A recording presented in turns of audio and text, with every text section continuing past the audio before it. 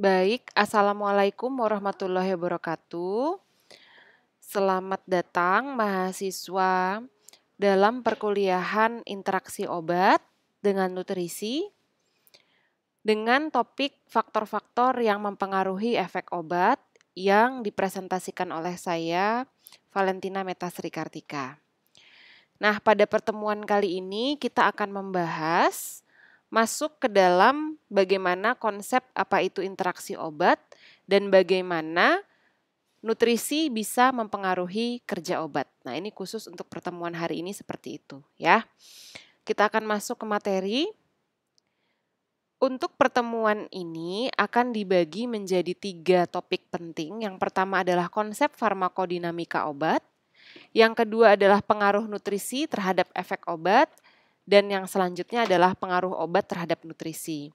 Nah, yang akan banyak dijelaskan pada pertemuan hari ini adalah konsep farmakodinamika obat serta pengaruh nutrisi terhadap efek obat.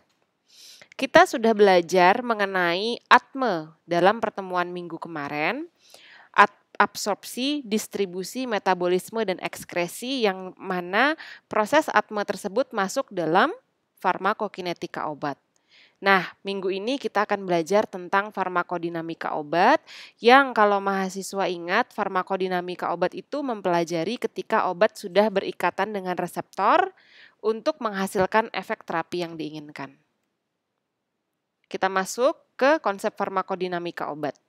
Jadi konsep farmakodinamika obat ini menitik beratkan kepada bagaimana obat memiliki efek terhadap tubuh.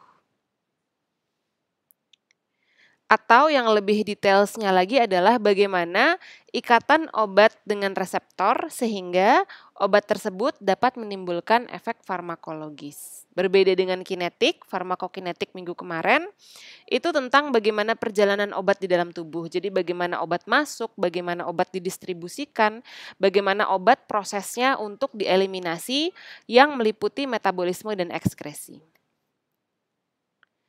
Nah, ini perbedaan dari farmakokinetik dan farmakodinamik. Kita lihat yang bagian gambar sebelah kiri dulu.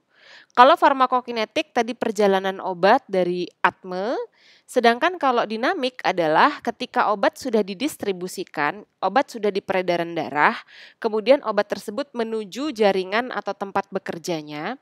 Nah, bagaimana ketika obat tersebut sudah sampai di tempat bekerjanya, bagaimana obat supaya bisa menimbulkan aktivitas. Karena tidak hanya diperlukan sampai menembus membran jaringan, membran atau barrier penghalang dari jaringan atau organ di tubuh tempat obat itu bekerja, tapi obat itu harus bisa mengaktifkan senyawa intrinsik dari dalam tubuh sehingga timbullah efek yang diinginkan. Seperti itu. Itu adalah farmakodinamik. Nah, kemudian kita lihat yang bagian sebelah kanannya.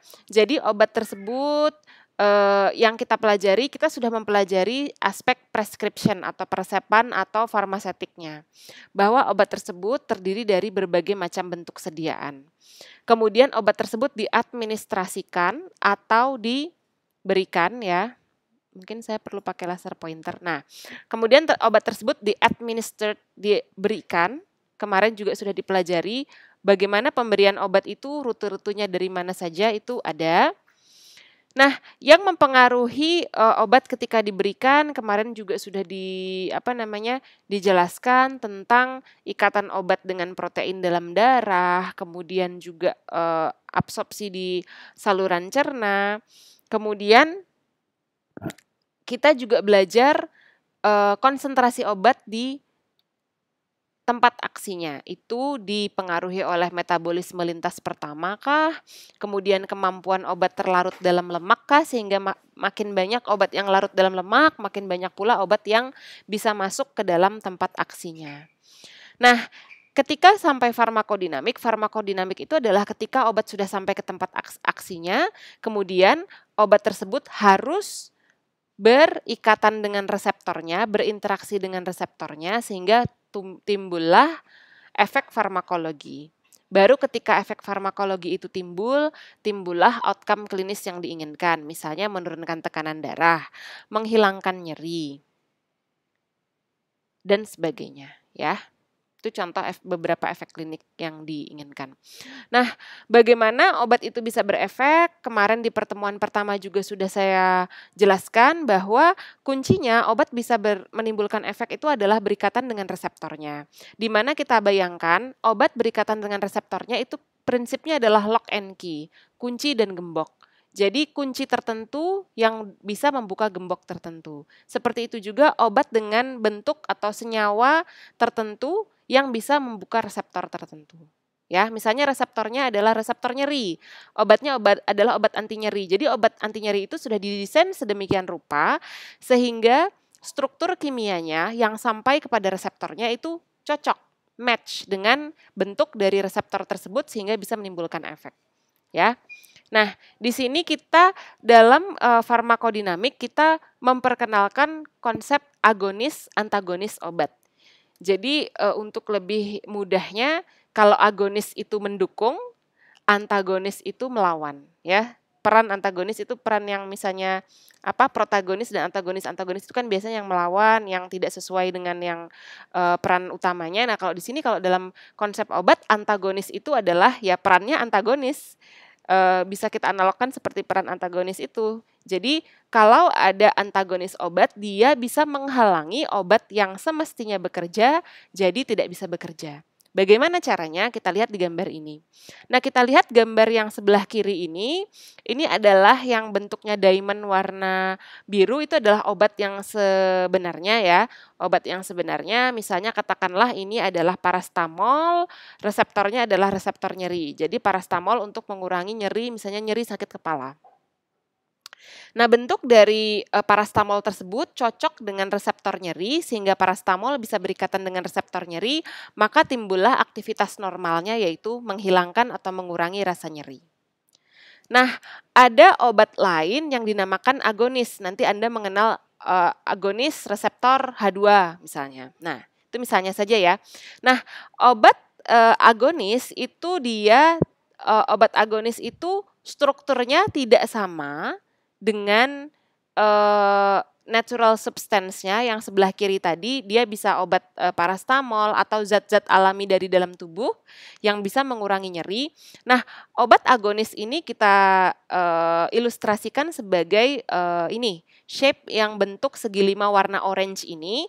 Jadi bentuknya itu tidak sama dengan yang normalnya bisa berikatan dengan reseptor nyeri, tapi dia memiliki sisi yang bentuknya sama. Ya, kita lihat yang warna orange ini, kalau dia bersifat agonis, dia bisa berikatan dengan reseptornya, tapi hasilnya adalah enhanced cellular activity. Jadi efeknya itu lebih hebat lagi, lebih kuat lagi daripada efek yang natural substance atau obat yang konvensional yang digambarkan oleh diamond berwarna biru.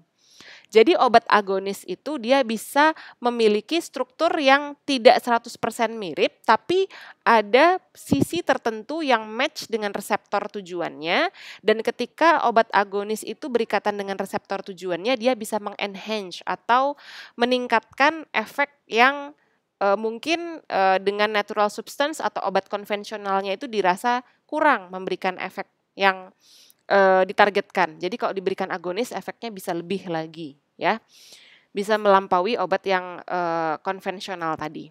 Nah, sekarang kita masuk ke antagonis. Antagonis itu kita lihat di gambar sebelah kanan, dia memiliki sebenarnya sisi yang tidak match dengan reseptornya, tapi dia bisa berikatan lebih luas. Bisa berikatan lebih kuat ya. Jadi kita ilustrasikan yang obat antagonis itu adalah obat yang berwarna biru hijau ini. Nah, harusnya obat konvensional atau natural substance yang berwarna biru ini kan harusnya berikatan nih dengan reseptor nyeri tadi. Tapi dari konsentrasinya dia lebih banyak yang berwarna hijau, obat antagonis ini, kemudian ikatan dia dengan reseptor, obat yang berwarna hijau ini lebih kuat daripada obat natural substance atau konvensional yang berwarna biru. Akibatnya apa? Akibatnya obat antagonis ini bisa menggeser, bisa mendepak obat yang berwarna biru, sehingga obat yang berwarna biru, yang natural substance, yang obat konvensional, misalnya tadi parastamol, dia tidak bisa berikatan dengan reseptor nyeri. Bedanya apa? Sama-sama kan antagonis itu menghalangi obat yang seharusnya berikatan dengan reseptornya.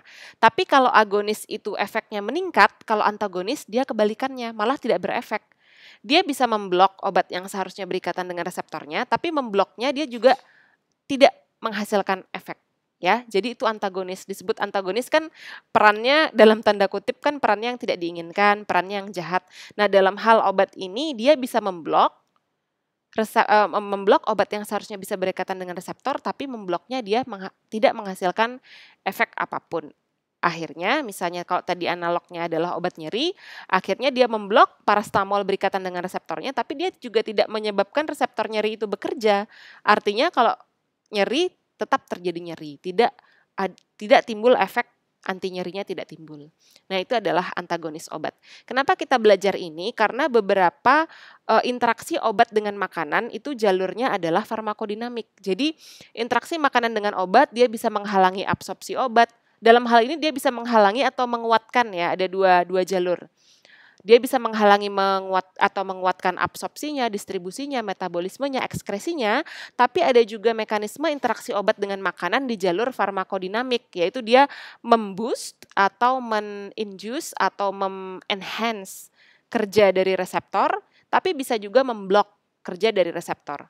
Jadi tergantung apakah interaksinya nanti bersifat agonis atau antagonis. But at least Anda sudah mempelajari prinsip dari antagonis dan agonis tadi. Ya, jadi ini konsep dasarnya nanti interaksi obat yang terjadi.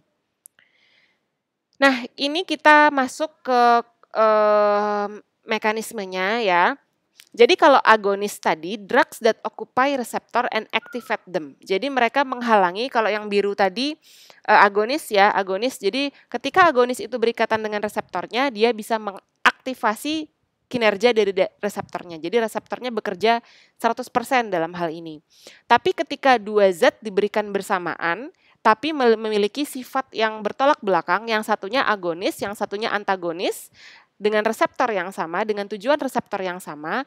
Jadi ketika dua obat tersebut diberikan bersamaan, misalnya terjadi interaksi obat ya, diberikan bersamaan, akibatnya apa? Yang harusnya agonis itu bisa memberikan efek aktivasi 100%, ketika diberikan bersamaan dengan obat yang kinerjanya itu bertolak belakang, dalam hal ini adalah antagonis, maka reseptor yang aktif dia bisa hanya misalnya 50%, karena kan bersaing nih, yang agonis sama antagonis terjadi persaingan, beberapa yang berhasil antagonis yang menduduki, tapi beberapa agonis juga bisa menduduki reseptornya. Tapi jumlah reseptor itu kan nggak cuma satu ya, jadi banyak reseptor, berapa persen yang bisa diduduki oleh obat yang agonis, berapa persen yang bisa diduduki oleh obat antagonis yang diberikan secara bersamaan. Karena adanya kompetisi itu, akhirnya efek yang dihasilkan oleh reseptor tertentu itu berkurang. Yang harusnya semua agonis 100%, ketika diberikan bersamaan dengan antagonis, maka yang teraktivasi hanya 50%, misalnya seperti itu. Nah, kalau yang diberikan full antagonis, yang seperti saya jelaskan tadi, maka aktivasinya 0. Karena kalau antagonis tadi, perannya antagonis, dia bisa berikatan, dia bisa menghalangi obat yang seharusnya berikatan, tapi tidak menimbulkan efek. Ya. Nah, sekarang kita masuk ke efek interaksi antara obat dengan makanan. Jadi, apa yang terjadi ketika obat tertentu diberikan bersamaan dengan makanan tertentu? Ada 3 kemungkinan yang akan terjadi. Yang pertama adalah makanan mempengaruhi obat. Dia bisa mempengaruhi efek farmakologis obat. Ya, baik mungkin itu efek farmakologinya memboost, karena ada beberapa obat bagus diberikan dengan makanan, tapi ada juga ketika obat diberikan dengan makanan tertentu, maka efek farmakologinya berkurang. Ya, itu kemungkinan yang pertama. Kemudian kemungkinan yang kedua, ketika obat diberikan bersamaan dengan makanan, dia tidak berpengaruh terhadap efek farmakologinya, tapi dia berpengaruh terhadap toksisitasnya. Kita ingat kemarin sebenarnya obat itu adalah racun, tergantung dia bekerja pada jendela terapi yang mana. Ketika dia bekerja pada jendela terapinya, maka dia menghasilkan efek. Tapi ketika dia bekerjanya melampaui jendela terapinya, maka yang timbul adalah efek toksiknya. Ya. Jadi ketika obat dikonsumsi dengan makanan, kemungkinan yang kedua dia bisa menghasilkan efek toksik. Kemudian kemungkinan yang ketiga adalah pengaruhnya terhadap nutrisi. Jadi ketika obat tertentu diberikan jangka panjang terus-menerus, maka dia bisa mempengaruhi status gizi dari suatu individu atau seorang pasien. Ya. Nah, kemudian kalau kita tinjau dari aspek farmakologi interaksi obat dan makanan, ada dua kemungkinan. Tadi saya sudah menjelaskan bahwa interaksi itu bisa terjadi pada fase farmakodinamik ketika obat berikatan dengan reseptornya, itu diganggu oleh makanan, atau dia bisa terjadi pada farmakokinetik ketika obat dalam posisi atme, absorpsi, distribusi, metabolisme, ekskresi, nah itu makanan mengganggu obat pada fase tersebut. Itu bisa dua kemungkinan dari aspek farmakologi. Kemudian ada yang dinamakan faktor resiko interaksi obat dan nutrisi. Faktor resiko itu apa sih? Dia bisa meningkatkan kemungkinan, dia mungkin meningkatkan kemungkinan terjadi interaksi obat dan nutrisi. Kenapa dikatakan mungkin? Karena tidak semua obat yang dikonsumsi dengan makanan tertentu itu pasti terjadi interaksi. Itu ada peluang, ada kemungkinan. Nah, peluang itu lebih tinggi terjadi interaksi obat nutrisi kalau ada faktor resikonya, ya. Itu yang dinamakan faktor resiko. Jadi faktor resiko itu tidak pasti 100% terjadi, tapi ketika kondisinya terpenuhi, dia bisa meningkatkan resiko untuk terjadinya interaksi obat dan nutrisi, ya. Apa saja faktor resiko yang bisa menyebabkan terjadinya interaksi obat dan nutrisi? Yang pertama adalah pemakaian obat. Nah, apabila suatu individu dia memakai obat untuk pengobatan kronis dalam jangka panjang yang terus-menerus, dia bisa meningkatkan resiko terjadinya interaksi obat dengan nutrisi. Yang kedua adalah kondisi malnutrisi. Individu dalam kondisi kekurangan nutrisi atau kelebihan nutrisi. Malnutrisi itu ada dua ya, kekurangan dan kelebihan nutrisi. Dia bisa memperbesar resiko terjadinya interaksi obat. Yang ketiga adalah individu dengan defisiensi nutrisi. Individu yang kekurangan nutrisi tertentu dapat mempengaruhi metabolisme obat. Ya, jadi dia bisa meningkatkan metabolisme obat atau dia bisa mengurangi metabolisme obat, ya. Yang keempat adalah komposisi tubuh. Misalnya individu komposisi tubuhnya banyak lemak atau banyak air, itu bisa mempengaruhi respon atau kerja dari obat-obatan. Nah, itu adalah 4 faktor resiko terjadinya interaksi obat dengan nutrisi.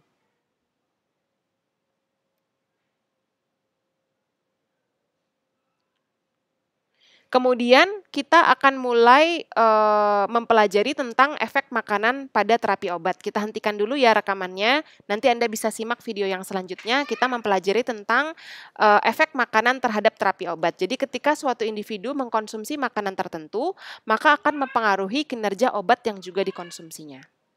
Kita hentikan dulu ya rekamannya ya.